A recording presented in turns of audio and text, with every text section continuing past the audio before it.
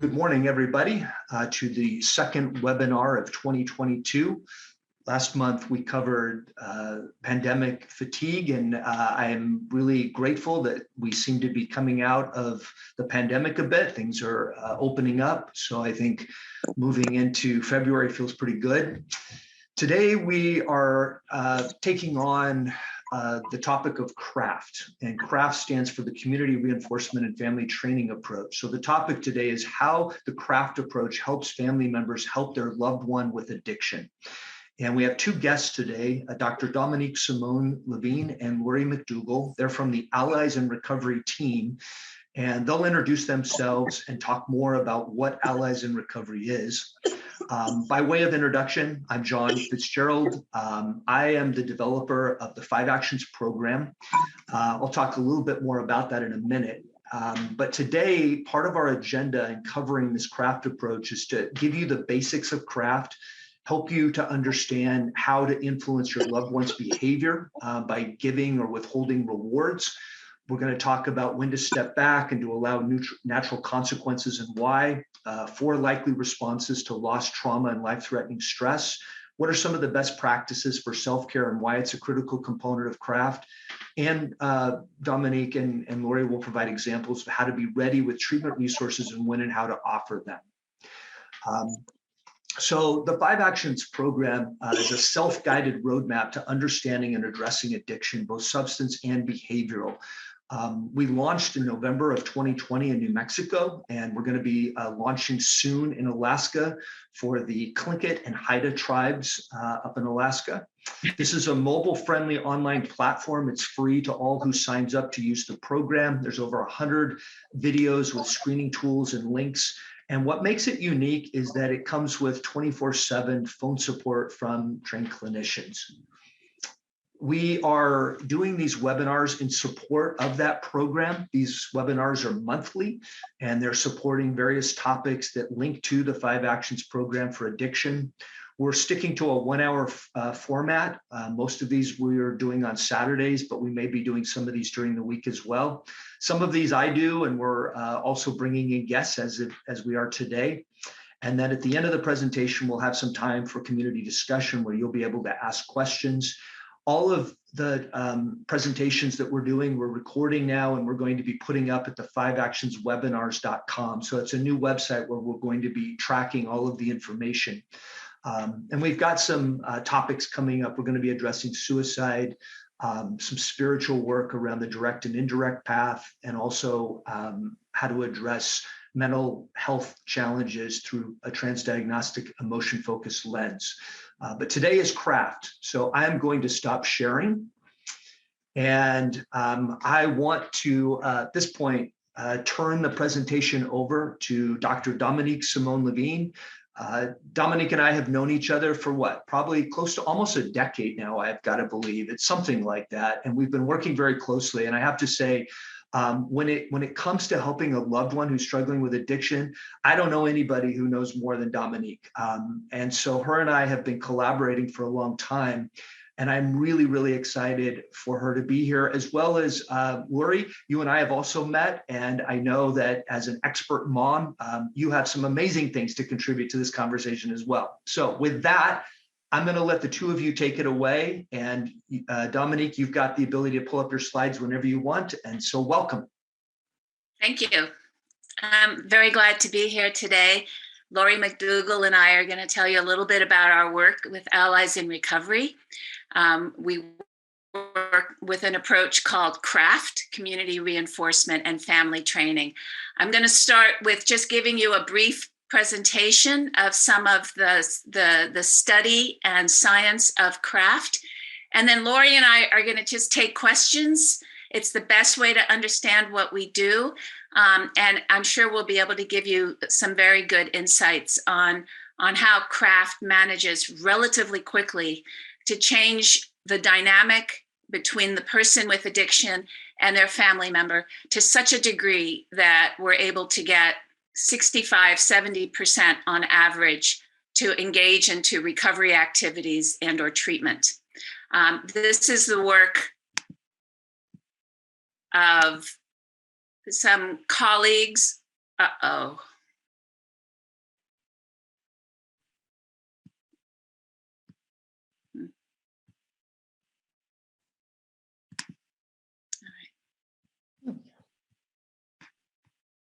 So I won't be able to see your chat rather. So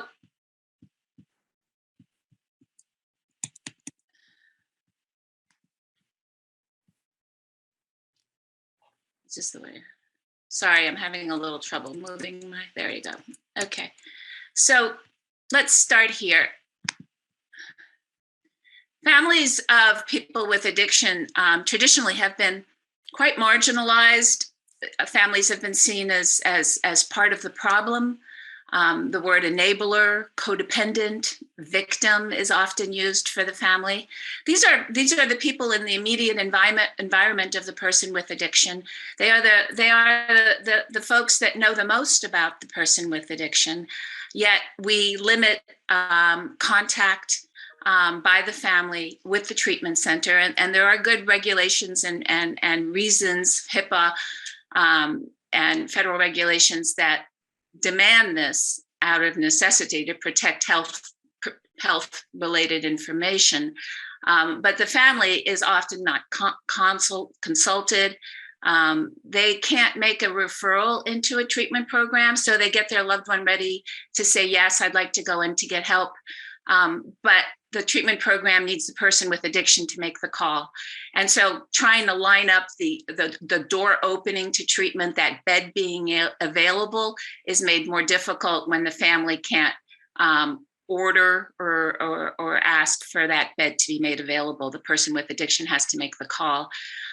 Families are seen as peripheral to care. Often there's even no contact for that first month. If you're in residential care, you can't call your family.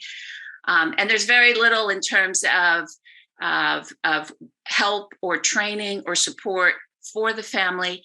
CRAFT, as you'll see, is the only evidence-based approach there is for the family. It's not reimbursable by insurance because you're working with the family member and not the person with addiction, the IP, the identified patient.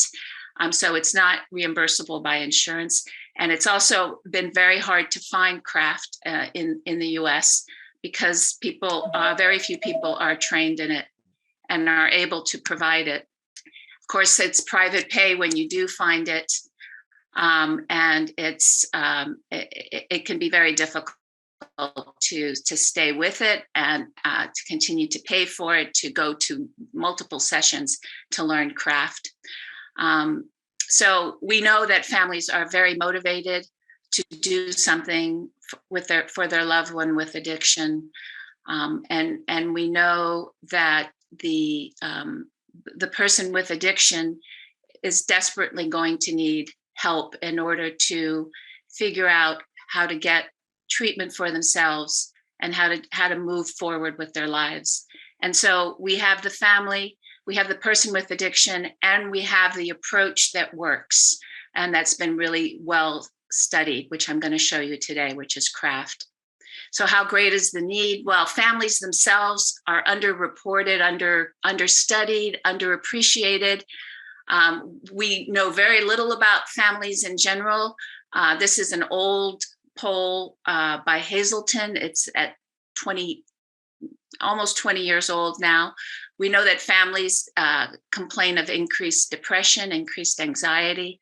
They're at risk of hurting themselves at work because they're distracted. They're more likely to be absent from work. They're likely to have sleep and other stress-related conditions, headaches, stomach problems. There are inevitably family problems.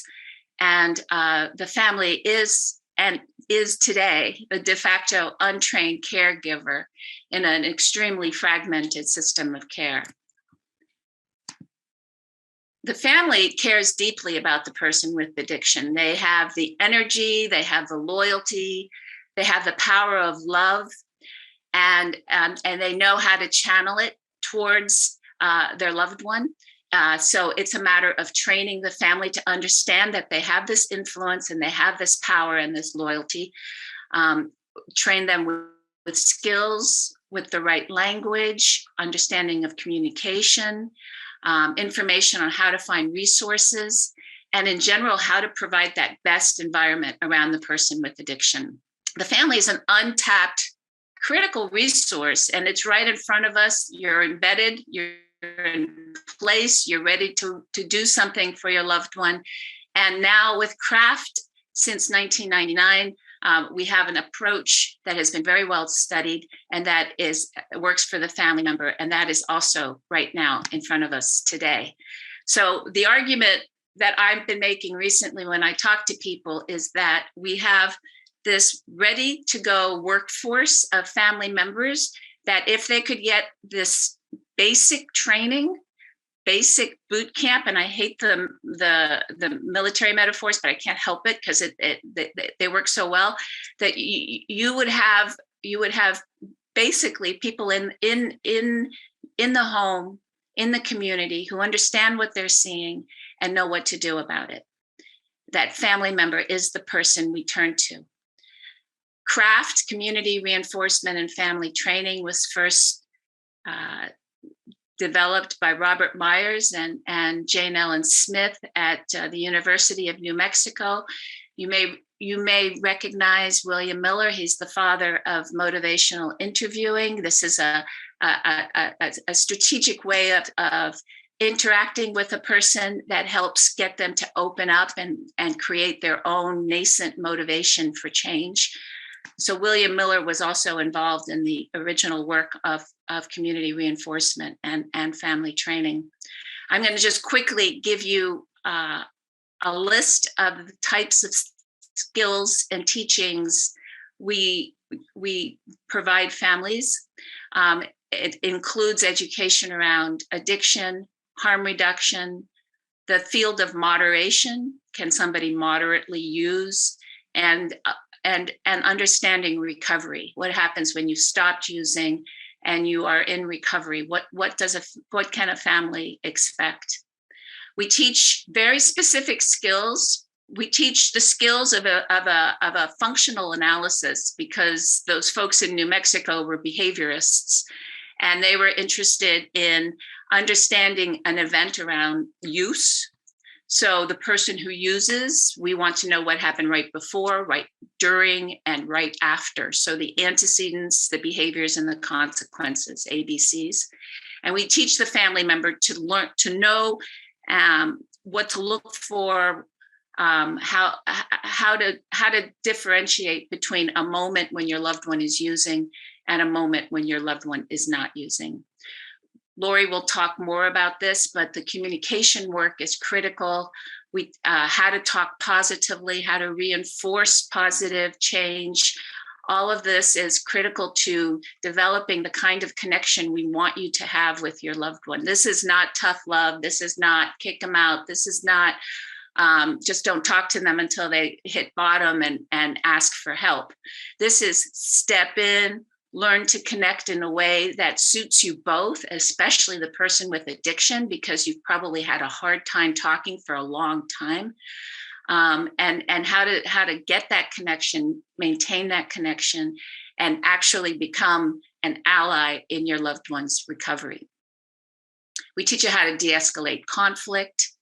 There's a whole module on staying safe. This is more than they did with the research in New Mexico with CRAFT, but you're online doing an approach with a certain amount of risk. So we've added safety messaging throughout the 8 proprietary modules. It's behaviorism. So we're going to teach you how to respond, how to step in when there isn't use, how to step away when there is use, moment by moment, day by day. We teach you, the family member, a very short version of cognitive behavioral therapy, because many families struggle with obsessive thoughts and a worried mind. And we try to get you to understand that there is a little bit of control to your mind spinning and how to start to slow it down a little bit. We want you to recognize the ability for your loved one to want to change. So it will never be 100%, right? But it could be a little bit of change. It could be a moment where they want something that's currently out of reach, maybe a class in college, or it could be, I just can't get off this couch. I'm so depressed. I don't understand what's going on with me. I don't like my life. That's a dip. So there are moments where you want to pay attention to whether your loved one is talking about changing their life. That's an opening. Typically, this is when you're going to step in and try and provide options to intervene and engage them into help. We say treatment, it's the pathways to recovery are many recovery activities, different types of treatment. We help you figure out all of that and to understand what might work best for your loved one. So I'm just going to give you one study from the work of Bob Myers and his team at New Mexico. This is an early study, 1999. There were 3 groups of people. These were family members. All of them had somebody in their life with an alcohol problem. They were assigned to one of these 3 subsets of people, arms, if you will. Al-Anon facilitation, which is 12 sessions of here's Al-Anon, this is what it does for you, this is their literature, this is how you get there, this is what you can expect. Very similar to AA facilitation. Johnson Institute intervention is what many of you have probably seen on television or heard about. This is it used to be called the surprise party, where you would get the whole family to write a letter to the person with addiction, and the letter would ask you to talk about why you love this person and what their drinking and drugging is doing to you. And then the interventionist organizes a meeting with family members, and as a surprise, in walks the person with addiction. The family's not surprised, but he is. And he's asked to sit down, or she's asked to sit down, and everybody reads these letters, and it's very emotional. And they basically say, we want you to go to treatment. And the interventionist has already figured out treatment. Chances are very high that it's private treatment because they're able to get this all organized within a few days, and out goes your loved one to treatment. So that's Johnson Institute. And then CRAFT, as I've been describing, is the approach that we're looking at. Of the 130 families that went into this study, they were slightly older. They were on average 47. They had higher levels of education, overwhelmingly female. This we see in our work as well, 85% female. Al-Anon, the member reports of Al-Anon state that they're at 85 to 90% female as well. In this particular study, about 52% were white. In New Mexico, it's mainly Latinx, Mexican, Central Americans, either first generation or Americans. And that's what they mean by Latino down here at 39%. Here is the treatment engagement rate. So CRAFT was mostly the primary outcome of interest for CRAFT has always been, can you get somebody who even says they have a problem, but still refuses to do anything about it, a resistant person? Can you get a resistant person like that can you teach the family member how to engage them and get them into treatment? So we look at the results of this particular study, and in the first arm, Al-Anon, they got about 13.5% of people into treatment. When Al-Anon isn't designed to do this, Al-Anon is a takeoff of the 12 steps of Alcoholics Anonymous. You're basically applying those 12 steps to yourself as the family member. It's really focused on self-care and yourself as opposed to the person you love with addiction. So it's not action-oriented like that. And even despite that, families got 14%, close to 14% into treatment. And Bill Miller once said he thought the reason this was the case was because Al-Anon teaches the family to back up, to step away. And yes, backing up and stepping away is in fact part of CRAFT, and it's part of what you do naturally with somebody you love. You step in, you step away. And so teaching folks in Al-Anon to start to step away may be the reason that the person with addiction is left a little bit more on their own, feeling a little more responsible for themselves, and starting to think maybe an institute is kind of low, 22.5%. And the reason for this being low, despite something that is nothing other than an intervention to get a loved one into treatment, is that it's very hard to get those families to do what I described. Everybody organize, show up, write the letters, sit in the same room, and do this. The money also, it's $3,000 to $10,000 easily for an interventionist, and you're going to private treatment, and it's going to be residential probably, so you're off to $20,000, $30,000, $40,000. So it's not an approach that can be replicated very easily. And you see CRAFT gets 65% of people into treatment. And it does so over and over, and I'll show you this in a minute. I wanted to show you one other graph from this study, which is the depression scale for the family member. CRAFT in this study took 12 weeks, and so 3 months. So you see from intake to month 3, you do see depression rates starting to drop in the family member. But look what keeps happening at 6 months and at 12 months. That depression continues to lower. And that's because we believe you have taught the family some skills. That family member has a better idea of what they're seeing, a better idea of the cycle that can be the case with loved ones with addiction. In general, you're able to stand firmer and stronger and clearer about addiction in your family.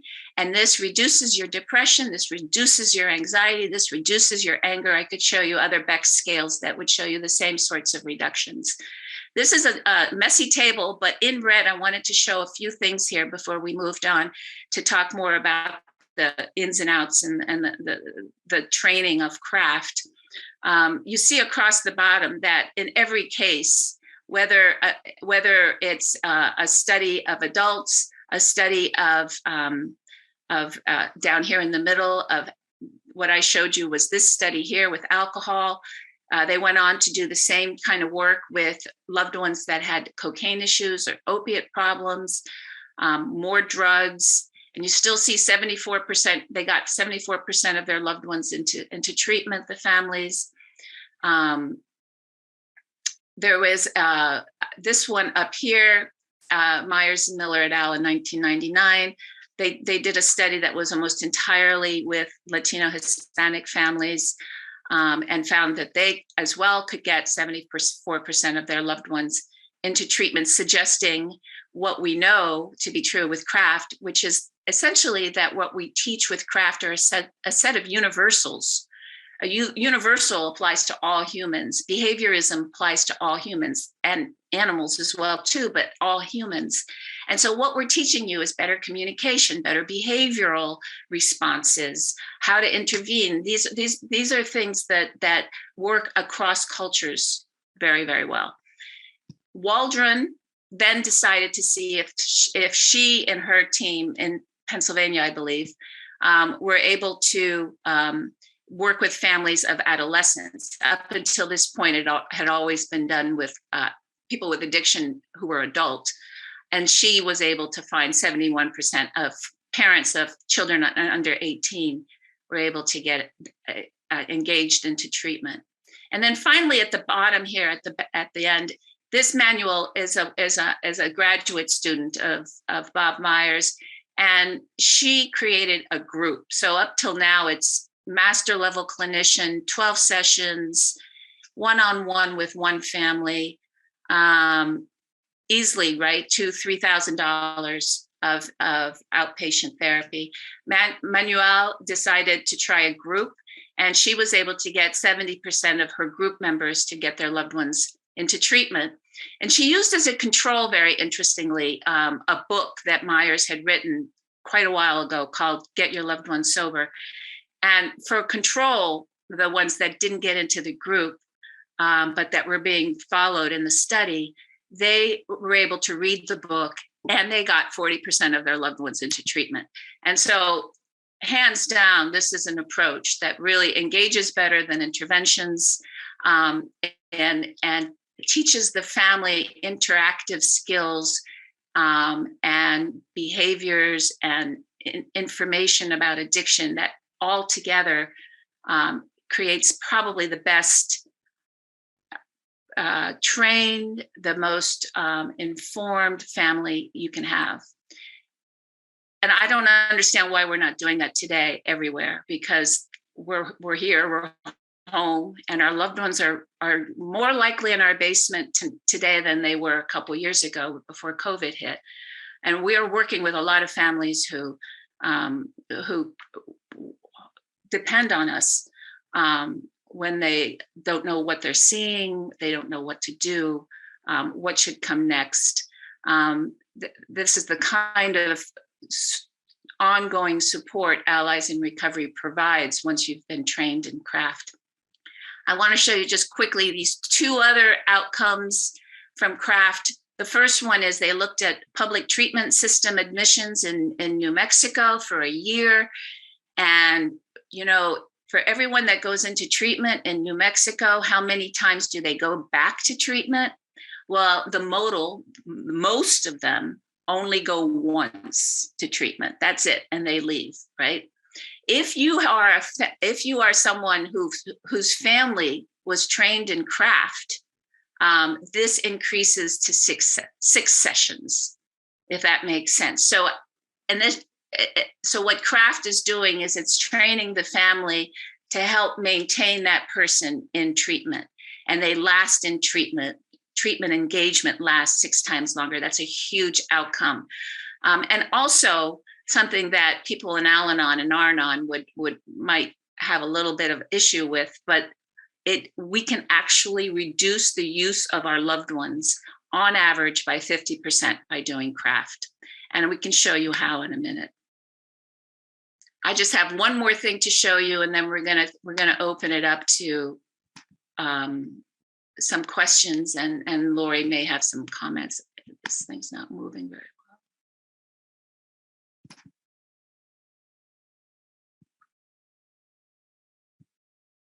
Come on. This is a study. I'm going to go to the next. This is a study from Kaiser Permanente in California.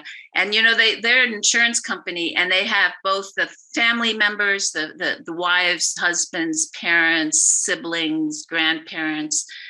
They have them in their insurance system, and they also have the person with addiction. So in this, what they were able to do was to follow both of them at the same time over 5 years. So you see down here on the left, on the bottom is years 1 through 5.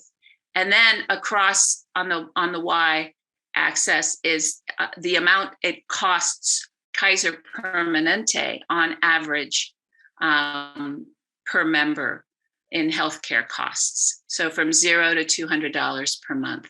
And so if we look at the bottom one, these are the controls, the little triangles here. So you start out and you start out these are normal families, adults, normal family members, and you see that the costs of healthcare go only slightly up a little bit over those 5 years. And then if you look at the box, which you can see the most clearly at the end here, but if you start back here, the box is our family members whose loved ones are not abstinent. These are loved ones that remain in active addiction. And you see what happens to the family member's health. So this is the average cost of family member health over 5 years as your loved one continues to actively use drugs and alcohol problematically. It goes up to over $160 a month. Now, the diamond here are the family members who have loved ones with addiction issues. But when the addiction issues are addressed and the person is doing the work of recovery, you see that the box, the diamond starts to go down in terms of healthcare costs until at the end of 5 years, it meets it meets the same as healthcare costs as the controls. What was interesting is that for Kaiser, what they found was that the more severe the addiction, the more severe the family members' mental illness or physical illness was. Family ill health was worse than for families that have somebody in the family with diabetes or asthma, which are also very behavioral health conditions, right? Asthma and diabetes, there's a lot of lifestyle and a lot of family stuff that supports or doesn't support the conditions of asthma and diabetes. And we know that family members are in worse shape than those families. And we know that depression goes much higher in families with addiction, whereas in controls, it's normally in 5th place for families. For an adult, it's 2nd when you have somebody in your life with addiction. So that's it. I just wanted to motivate you to appreciate what we've learned. Oh, I did have one more. Sorry, I have one more quick slide. So what we've done over the years, I started Allies in Recovery in 2003, is we created this online program in 2015. We teach the craft method online. It's completely automated. This was before COVID. We were kind of ahead of our time.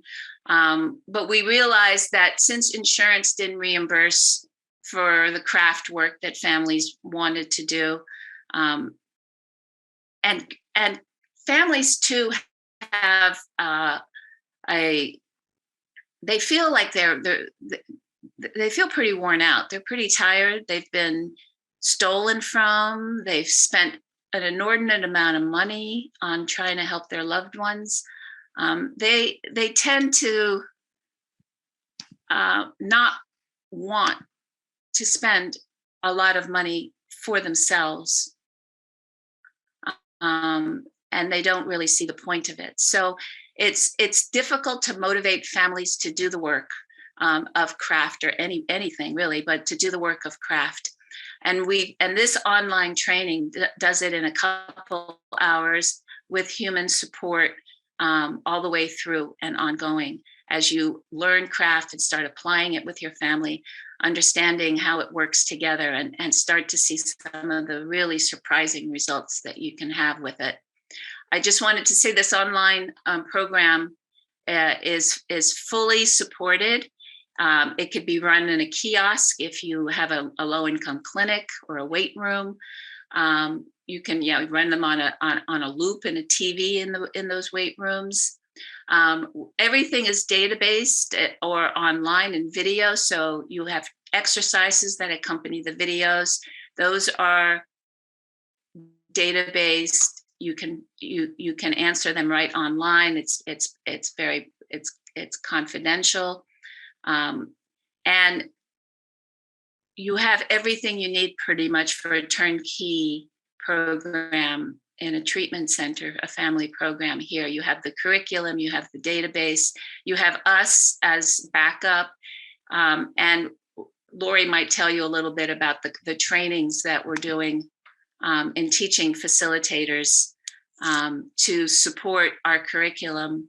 So there's support meetings in the community or online, and you use the online curriculum to accompany your trainings. So that's craft, and that's a little bit of its study. Lori, do you want to step in and say a few things about what you have been doing and with craft and sort of what you have found doing it in your own family? Yep, sure. So first, if it's okay, if I can just address a couple of the questions that I'm seeing in the chat box, because I think it's really important. Like RJ asked this question about the 20-minute guide to craft. And although, yes, there's craft in the 20-minute guide, how Allies in Recovery in the website is going to differ from just the book is that there are huge supports behind the within the website. So there's the discussion blog where people can go and ask very specific questions to their situation. And then in-house professionals are going to, and excuse my little pun, they're going to craft a solution to that question behind the scenes. And everyone at Allies in Recovery really digs deep into how are we going to ask this question and what is this person actually asking? Because a lot of the times the questions come in and they can seem like they're asking a very basic question, but usually behind it, there is a lot more involved in there. So you've got the discussion blog, you have the resource page, which is just loaded with all sorts of resources. And then the other big difference between the 20-minute guide, which we also have, you have like an ebook printout that you can do on the Allies in Recovery website, but there are the video modules that are on there, and you can go back and watch those video modules over and over and over again. So just kind of letting you know, yes, the 20-minute guide is about craft, but it's not the same as the Allies in Recovery website. And the Allies in Recovery website adds a lot more to it. So there is also like a reflective listening piece on there that is not, that's not craft, right? I have been trained in craft, and reflective listening is not a part of craft, and that's added on to the Allies in Recovery website, which is huge. A couple of other questions. Remember, Vanessa asked this question of, is there medication administered while at the program? Remember that craft is for the family member, not for the intended patient, right? It's not for the loved one with substance use disorder. It is, right? It is, because we're trying to get the family member to implement craft within their home or even outside of their home. But it's not, and yes, medication can be administered to the loved one, but that's not the craft program, right? We're working with family members. I hear this all the time. I have family members that come into my groups, my educational groups, and they will ask me for a craft therapist with the intention of sending their loved one to the craft therapist.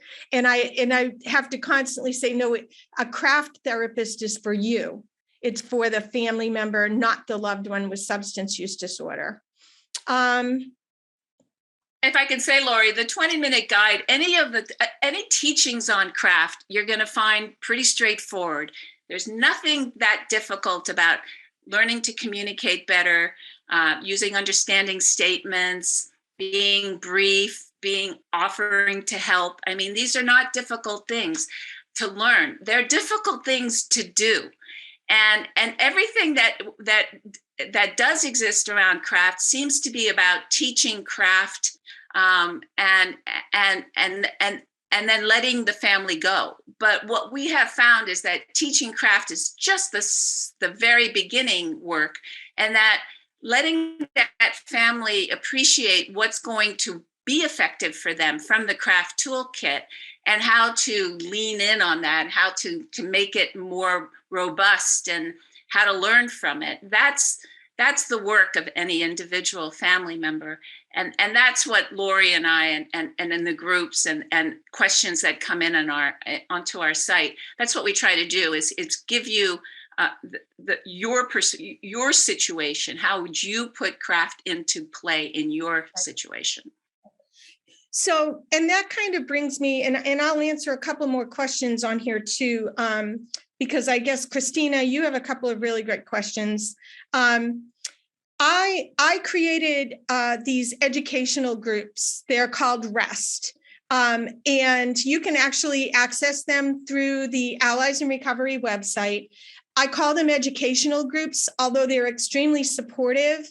They are not like a traditional support group. They are educational groups. And we use the Allies in Recovery curriculum as our curriculum. So I literally go throughout the year digging in really, really deep with family members on how to utilize the Allies website and how can we really, really deeply have a nice, deep understanding of craft and the different methods and strategies and skills that we can learn together, right? So we do a lot of brainstorming. We engage in a lot of different activities. We are not just sitting around talking. We are really active in learning craft and utilizing the website. Christina asked a couple of questions. Christina, you asked, how long is the craft program? Well, to be honest with you, that can be really, I'm going to say forever, but I'm also going to say because all of the skills and strategies that you learn to use using craft is something that extends out to all parts of your life. So everything that I learned from the Allies in Recovery website, I don't just use it with my loved one with SUD. I use it with my husband. I use it with my other two daughters. I used it with employees because the strategies and skills are so compassionate and caring and really help to elevate the person or meet the person where they're at. And it lets them direct, right? And it's very supportive. And so I use it everywhere. So I would say craft is ongoing and forever. But I would also say that learning the protocols of craft actually could be very self-driven by the family member, right? As committed as the family member is to learning the skills and the strategies is however long they need in order to learn the skills and the strategies, if that makes sense. There was another question you had in here. Do you have an example for a therapy session for a family doing craft? Remember that this is the Allies in Recovery website. You can just go there yourself. I'm sure you have access to the website now in some way. You can go there and what I often, when I'm in a rest meeting, I assign homework, by the way, just to let everybody know. I assign homework, and what I have them do, and what I just recently had everybody do in our meeting was over the next week, I want everybody to go to video module 4, which is the module on communication. And we're going to start in that video module.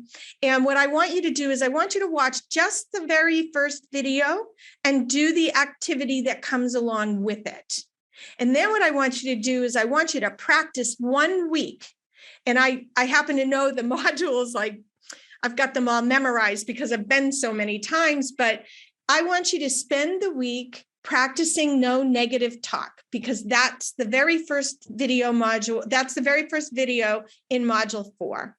And then what we do is we come back the next week and we talk about, okay, what went well, right? What went well in your practice? And then what were your struggles and how can we work to make it a little bit easier? What are some things that you can do that you can change around, right? And then I might say, okay, next week. And the other thing we might do is right in the meeting, let's watch the video together. Let's do the activity together. Because a lot of the time, especially in groups, when you do the activities together, family members will identify one piece of it that other family members might not have identified. Oh, that's what that means. Oh, I don't understand why being logical and giving my loved ones statistical facts on why they shouldn't be using isn't helpful. Like, why is that negative talk, right? And having that discussion and being able to say, well, it's you giving suggestions or unsolicited advice, or right, and we can have a good conversation about it. But then for homework the next week, I might say, okay, let's go watch the next 2 videos. Don't worry, there's no activity that comes along with it. And then we're going to practice when we come into a meeting. So that is actually, if you were to do one-on-one, you can walk them through the protocols, but it's not necessary. You can just send them to the Allies in Recovery website, and you can get them starting this independent of you. And that's the wonderful thing about Allies in Recovery is the family member, let's say they don't want to go to meetings because they don't want their neighbors to see them. They have the privacy of this incredible, unbelievable resource where they can still go and get skills and strategies, and they can interact with everybody at the Allies website and get that support behind the scenes. So that's, I don't know if that helps or answers your question, Christina, but I hope that helps. And of course, what you're saying, Lori, is, and CA is also asking, Crystal is asking, it's all online, and we do want, if the person with SUD is say your daughter, we would like to see both parents do craft, get on the same page, use the same strategies, understand what they're seeing the same way. Because very often that's not the case with parents, right? And it's not the case with any family. You have about as many ideas of how you should help, and they differ from everybody else. So watching this together, getting on the same page, understanding the simple skills that we're trying to get you to utilize in your home, and with you, if your loved one is 3 states away, living in a single room occupancy somewhere, you've got the phone, we've learned how to help you communicate with just text, so what do you do with those moments of connection with your loved one? What do you spend your time talking about? What do you say? How do you build that connection and that partnership with them so that they don't see you as the ruler, the punisher, the reason you're in hot water? It's not your mother. No, it's because there's addiction, and if I can sort of step away from being this hovering parent or this angry passive parent or this embarrassed, doesn't have the time for this child parent, whatever it is, we want them all to sort of come together and to appreciate that you can really see change in your loved one if you all try to do the same things. And that these tips, these tools, these strategies, they all come together as craft, and they fit together. And while you may think it's just a lot of loose tips and strategies, the whole approach works very well together to really make a fundamental change in the family dynamics, and with the specific goal of moving your loved one into the recovery process. So let me jump in for a second, because I'm watching the time. We have a little over 10 minutes, but I want to make clear to everybody a couple things. Number one, during the pandemic, you guys made Allies in Recovery free for everybody. I know right now you're transitioning for different populations, but you have agreed to make this available in New Mexico for everybody related to the 5 Actions program for free. Right now, we are going to be setting up a link, and we'll be sending something out to everybody that's on this webinar so that you all will get access to the full Allies in Recovery program for free. So if you're getting a bit confused of how to access it, or if you go there directly and it looks like there's a charge, hold out for a little bit and we'll get you some information. We'll email it out to you and you'll all have access to those tools.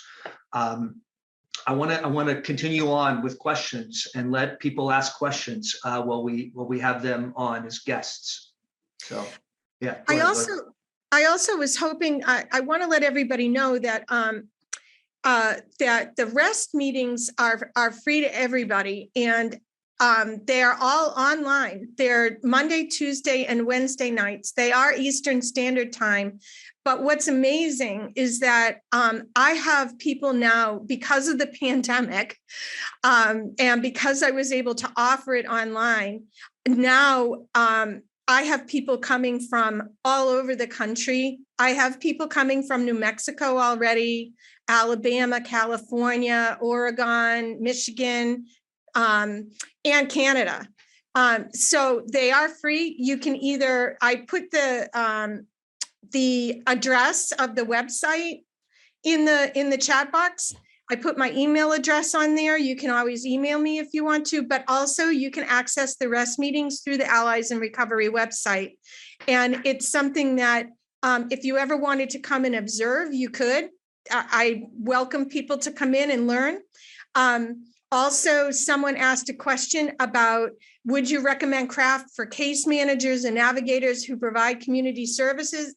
Absolutely, which is what Dominique was talking about earlier, that we have a training for professionals that work with families, and that includes peers, case managers, because this is such a wonderful tool for peers and case managers to get a family to this this amazing resource that's going to help them. And I also want to let everybody know that that I used this with my family as well. This was my saving grace. My son was an IV heroin user, and he came home to live with us. And it wasn't until I found the Allies, I was searching everywhere to find strategies, something that I could use to help my son. And I did attend my Al-Anon and Nar-Anon meetings, which I truly loved. And they did help me with a lot of my own stuff. But it wasn't until I found that Allies in Recovery website and started implementing these strategies and skills that really changed the trajectory of how my loved ones' use and recovery was going to go. And actually, it helped me. I know this is going to sound crazy, but this helped me in my own personal healing as well. So learning these craft skills, because there's also like Dominique talked about CBT Light. Well, there is focus on how do I take care of myself in the middle of chaos and frustration and anger, and what am I going to do? Well, we do talk about this, and actually craft gives me the skills and strategies to calm myself down in the moment and to affect change and focus on the positive instead of being so darn focused on what's going wrong. So, somebody's asking about financing, and I always love that question because there is none. There is no financing for families. Let me tell you, you don't even show up at the bottom of the budget. There's no item called families. And if families get any help whatsoever, it's usually parents of adolescents, and it's youth and family service work that takes care of family and the family's needs. Caretaker work in general is getting much more attention in this country. Families who have somebody in their life with addiction deserve a lot of pretty amazing training in order to be able to manage some of the most complicated people in our lives. So I was a not-for-profit until 2013 or something, from 2003. So it's good 10 years. I did it the old-fashioned way. I set up a clinic. I hired master level licensed clinicians. Somebody said they got their insurance to pay for craft. Well, they probably got you to pay for your regular outpatient treatment, and you happen to do craft because you have her as an individual patient. But if you're looking for craft help and you don't think you need a therapist, unless you're willing to be diagnosed with adjustment disorder or depression or something legitimately, of course, then typically it's not reimbursable. So trying to do it the classic way over 10 years got me very little ways forward. And when I realized that an online site would democratize craft, would make it available for everyone. This is a really powerful program, but right now you have to pay $200-300 an hour to see somebody privately, or your loved one's in a treatment system and they're giving you craft. That's the easier way to do it because your loved one's in treatment. But I still think that the craft is helpful at every stage of the way, whether your loved one's not in treatment yet, in treatment, or beyond that treatment episode, you're going to need to understand what you're seeing and be much more aware of yourself and your own reactions. So we've gone to $59 for 6 months, gets you into the site, gets you all of the online meetings that Lori's talking about. We have Kayla Solomon, who is also she's a master's level clinician, and she's doing trainings and supports in the evenings as well. And there are other skills groups and other things we're planning. Lori's coming in full time now, so we're going to be able to do much more on the human side than we've been able to do. But I set out to create a website that taught this approach autonomously. It does not need humans to learn this. You learn it from the site. If you want support, we have support for you, but you can get tremendous outcomes. And I have a member survey I can send you, outcomes that are approaching those in research by just looking at the site and going through the modules and exercises and doing some reading.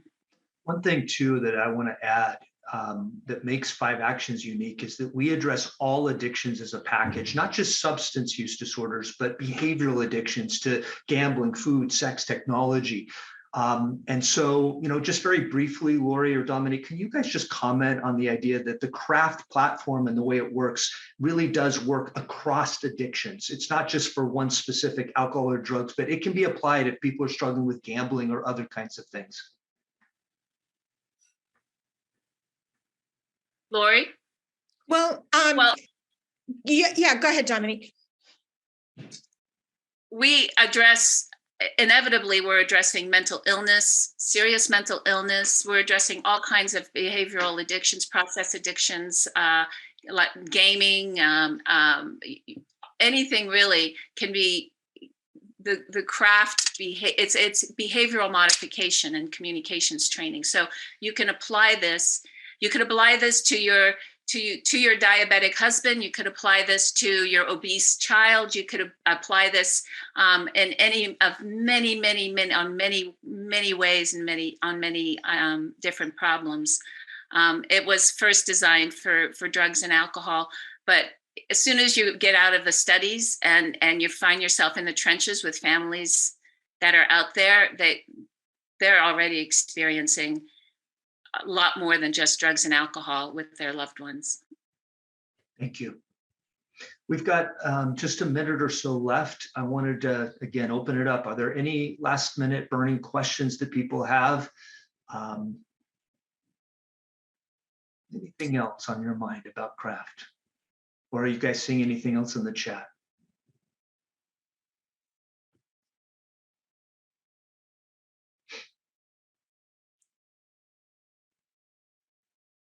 Yeah, we do see food disorders.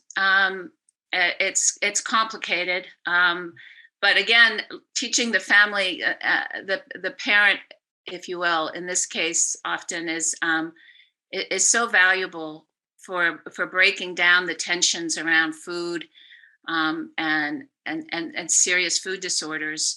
We have families that have been using it very successfully with their kids. Cheryl, did you have a question? I saw you raise your hand. You're gonna have to come off mute. Yeah, come off mute, please. I think it's part of just where I am at this day, but I had a very difficult time accessing the website this morning, and I don't know if other people did, but I'm here. I think I got it figured out.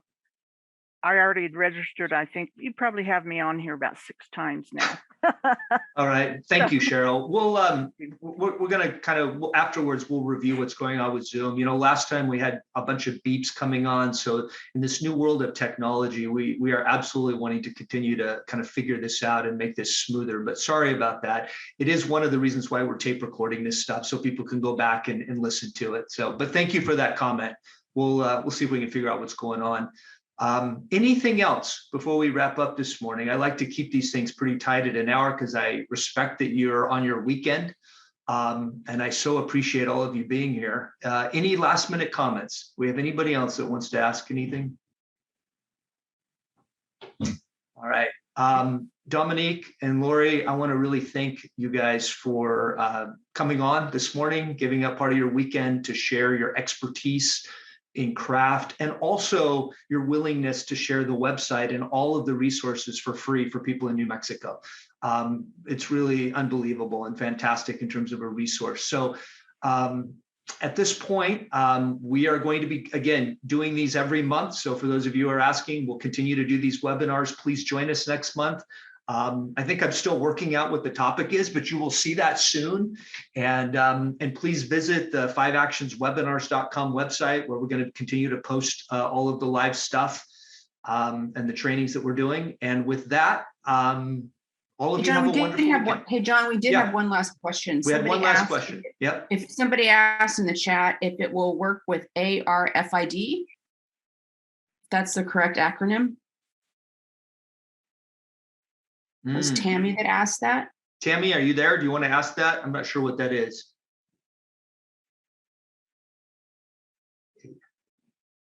Hi, can you see me? Yeah, I can see you. Tammy, what was the question?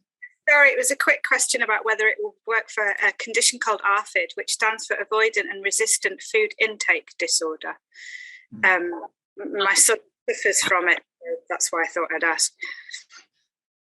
Yeah. There's not been any study of craft done with food disorders, but as Lori and I have said, we have worked with a number of families where food is also a situation that is problematic, along with the drugs and the alcohol. There is no reason why it wouldn't. You'd have to look at it. I mean, there are a few things, like when I think of gambling, craft and gambling, gamblers, it's very hard to know when they're gambling.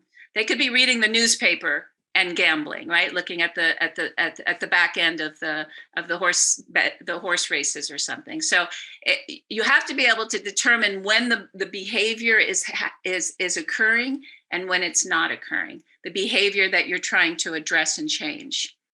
And so the early work is to get that observant eye, understand what you're seeing. This is what he does when he's using. This is what he does when he's not using. Given that it's Friday night, he's not home. It's payday, he's late.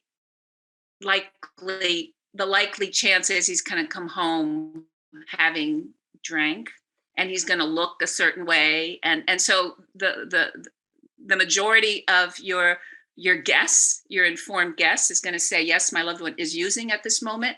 And so you're going to react and respond to that behavior. And so my question to you is, how does it, we can do this another time, but if you can see it in your daughter and you can see when it's not happening, we would ask you to step away when it's happening, if it's safe to do it. And we would ask you to step in and be connective and warm and loving and attentive when they're not doing that behavior. So you're rewarding the non-behavior, and you're not rewarding, you're removing rewards from the behavior, the problem behavior. So that's the idea of behaviorism with craft. So you have to tell me when we talk another time, can you see that? Can I help you see that? I can see that. I don't think it would work for that particular situation that I'm in, because it's a different thing, I guess. But anyway, another conversation, another time. Thank you. Thank you, Tammy. All right, everybody, we're going to wrap up. Have a good weekend. We'll see you guys at the next webinar. Thank you, John. Thank you everyone. for Thanks, having us. Dominique.